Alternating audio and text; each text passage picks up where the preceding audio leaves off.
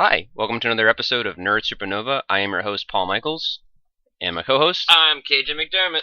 Alrighty, so today we're going to be talking about Defenders. I know it's been a little late, but I had to wait for KJ to catch up, and It's been very busy for KJ lately. it has. So yeah, let's talk about overall.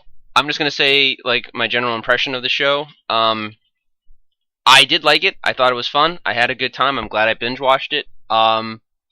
I would say it falls somewhere in between the Netflix shows on Marvel. Like it's not terrible by any means. But I would say that it's not great, but it's got a lot of good stuff in it. And overall, I appreciate the show.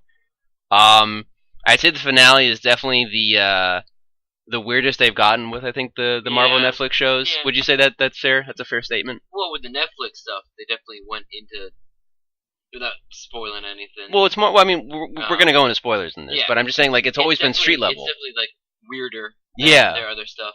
Yeah, it's definitely taking from more of the weirder aspects of Daredevil and Luke Cage, I guess. Oh yeah, it's Daredevil and his amazing friends, like more or less. Yeah, I guess that's fair. I feel like Daredevil had more of a connection with everything that was going on than even Iron Fist did, and it was like and he was the key storyline. Like, I almost kind of wanted there to be like a Butter situation where he's like, Danny, you're the key. I don't want to be the key. Do I have to be the key? I hated Iron Fist in it. Yeah, I didn't mind him. I honestly, personally, thought he was better in Defenders than he was even in his own show. I mean, there's only so much that I can defend the character. I mean, the other characters were like strong characters, not just physically, but like the actual storyline that they had. Like Jessica had her whole thing that she was like helping a client, and she was very back and forth on the whole thing. She just wanted to get the shit done. And every time they mentioned anything dealing with Kunlun, she was like, Making fun of it. No, I'm out. Like Luke Cage was just there to try and help like that one family from Harlem, which then got escalated. Whatever. Yeah. Obviously, Daredevil is there because of it's the hand and it's Elektra and everything else. And again, we're gonna go full on spoilers, so feel free to click out anytime.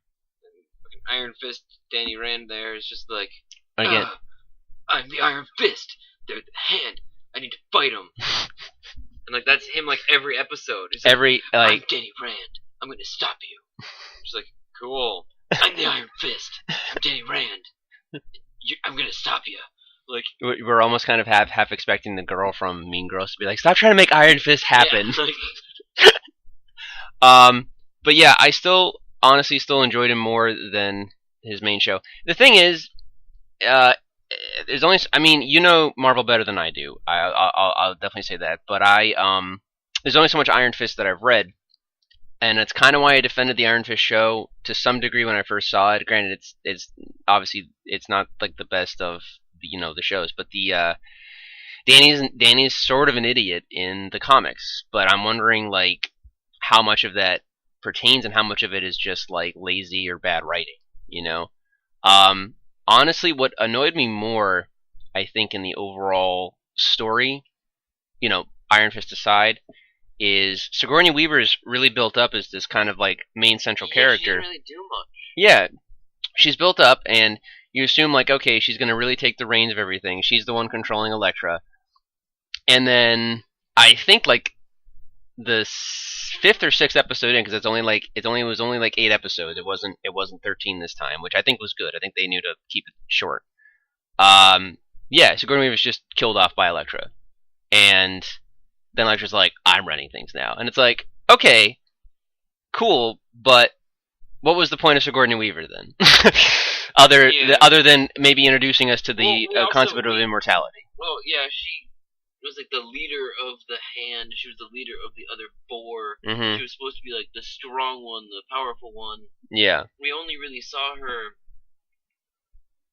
We saw her fight like once. Yeah, I mean, I like the idea. Like a real fight. It was like sparring a little bit. Yeah, I liked the idea of her and Stick had like a whole history. Well, history because of fighting. But I liked her and Madame Gao and all of them being sort of like the 5 fingers of the hand, bringing together enemies from all of the shows too, in a sense, bringing it like up to the forefront. and them controlling things. Yeah. You know, but yeah, even in terms of like what Sigourney Weaver does, the black guy, I'm assuming some sort of African warlord, was actually much more interesting of a character than she was, as far as what's his story, you know. Of course, that's cut short too. I also loved it how everybody just got like decapitated. Yeah, that's the first thing that I was thinking about. It was like, we killed him and like they came back. We killed them and they came back. I was Shit! Like, chop their heads off. They can't really come back from that too much. Not really. Like, no, not even chop Highland. their heads off and like separate the head from the body, and then you know what? Like then if they bring the head back, then you just got like reanimate her head in a bucket. Like. But yeah, again, what I love about the Netflix shows is that they're allowed to go very adult and very, you know, I would say even R-rated with everything. When somebody gets stabbed or their head chopped off, you see blood. Yeah. We will talk later about the so-called Punisher TV show that's been hinted at, but been hinted at. They released pictures. Well, no. I'm saying as of right now, but I'm saying during Defenders they hinted, and you know, and we saw some stuff. I don't. They released a teaser for Punisher, right? Okay. Yeah. Anyway, and some still screenshots. Yeah. So okay, there's not much to really get into as far as you know, overall. All right, so I guess we should essentially. I mean, we'll get more into like the main character interactions, but essentially what happens is overall they talk amongst themselves. They form a group like we know they're going to. They're reluctant, but they make the group. And when they finally face what's left of the Five Fingers of the Hand by the end of the show, we find out that I guess the dragon that gave Danny Rand his tattoo is not he's not just a one-time thing. He's part of an actual species, or there was at one time. Yeah. And dragon bones are below, like deep below the city, and that's why that giant hole was being dug in Daredevil season 2 of Daredevil.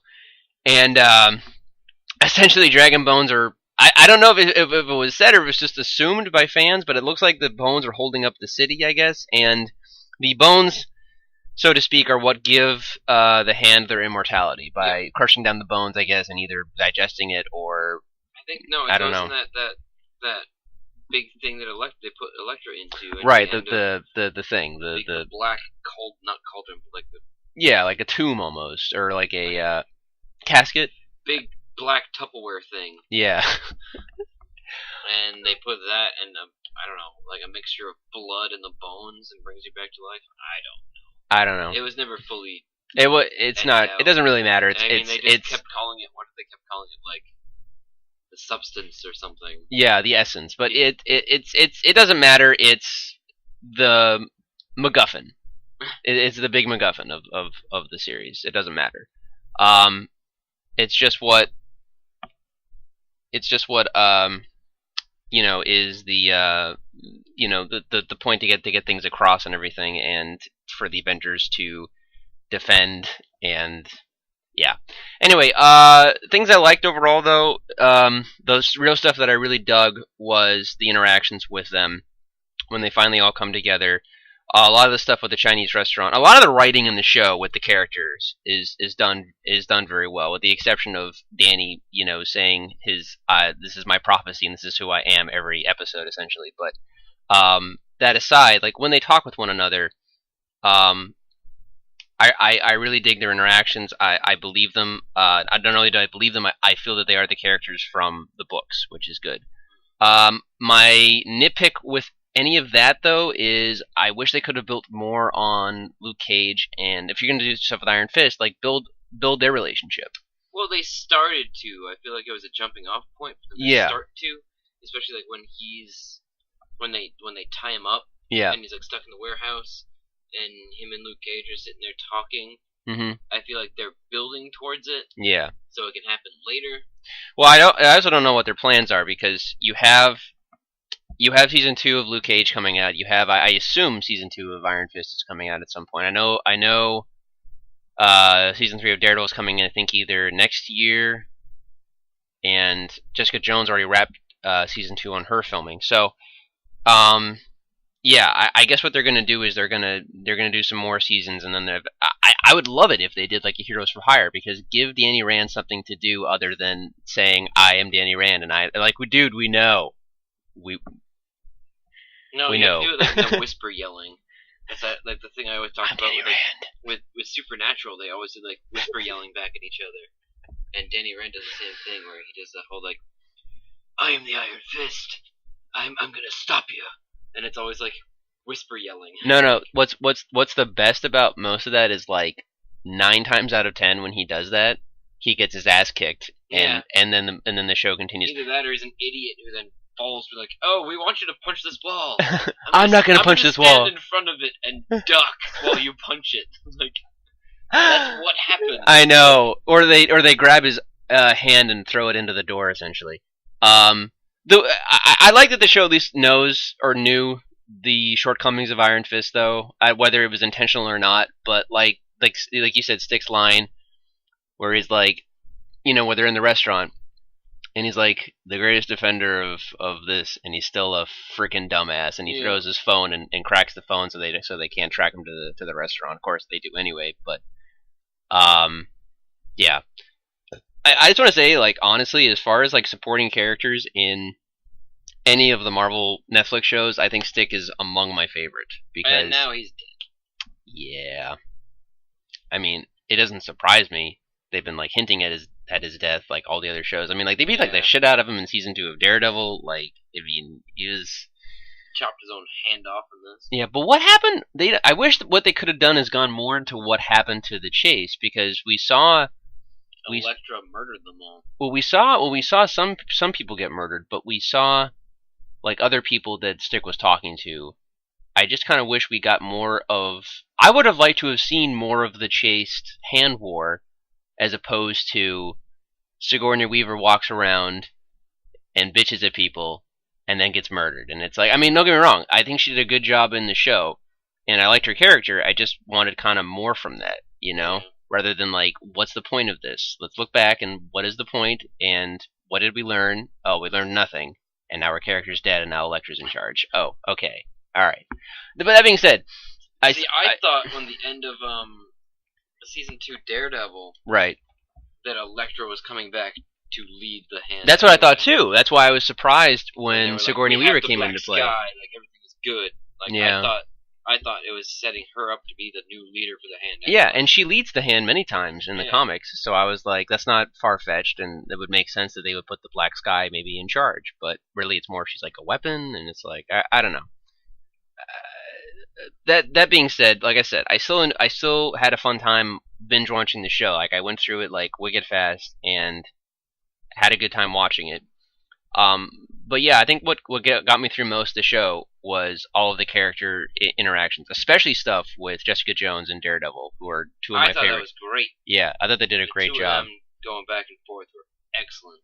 Yeah.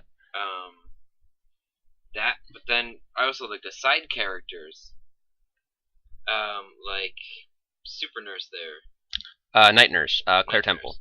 Yeah. Yeah. What I liked is that they make a point that Claire and Luke Cage have kind of a thing, and and they bang immediately after he gets out of jail, but at the same time they make a point that he's reconciling with Jessica, and Jessica says, hey, maybe we can get coffee sometime, and it's great because fans know what that means essentially.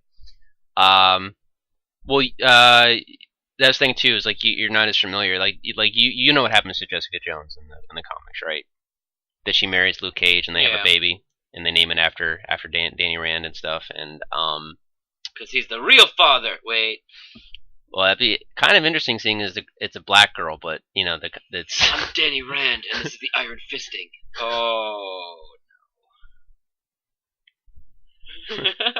Just letting that one sit. No, I'm waiting for the Family Feud sound to hit, like jokes that are very obvious and then like have it turn over. Iron Fisting. If you have Iron Fisting, and then it pops over, and you get like 10 points. Bing!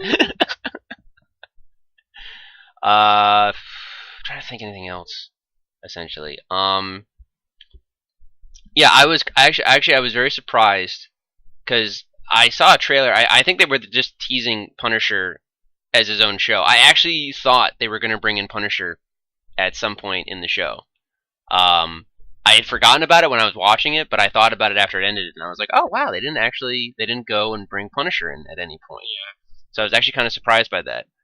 Just because of like his new show coming out and like wanting to promote him a little bit more probably before like one last hurrah before he gets his own thing. Like I'm saying even teasing wise, not necessarily like he joins them in a fight or something and does his stuff. Trying to think anything else as far as this is actually a very short review because it's not there are not so much individual episodes. It really was just one whole big story. Yeah, so it's not that much to really go over considering it's just okay, yeah. I liked the way that they made them all meet up at the same place. Yeah. That they all had different reasons for being there. I thought that was good. Well done. Instead of them just like showing up, or either that or seeking each other out. They really didn't. I mean, Matt Murdock, their Daredevil, was kind of shadowing Jessica and helping her out. Mm-hmm. And then they were at the same place at the same time. That Danny and Luke were all there too. Like I thought that was a cool way for them to actually like meet up and then have to sit down in the Chinese restaurant and be like, "All right, we're all trying to do the same shit. Let's team up." And they're all just like, we don't want to be a team. Let's just do this." Like I liked the way that they did that. It's interesting to see with Luke Cage season 2, the cop, she's going to be getting her like bionic arm. Yes, Misty Knight. Chopped off. That's right. I love that tease at the end where she's going to get the bionic arm, and I mean it's funny too because I didn't think they would actually do that. But I think this might also be like it's kind of like how like where they did like Avengers in the movies, they started getting a little bit more like high concept and a little bit more like off the ground essentially, with the exception of Thor. And now they're introducing Dragon Bones and Bionic Arm and stuff like that. They kind of know what they can get away with.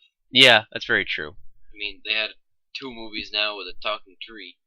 Yeah, but it's also different too with like the street level stuff. So I just feel, but no, I mean, I'm totally down to have Misty Knight be side by side with Luke, and I'm just wondering like what's gonna happen to Claire. She's obviously gonna have a relationship with Luke, but I think at some point she's just gonna become essentially like night nurse and probably get funded by Danny, and then that will be that essentially. I think. Any closing thoughts as far as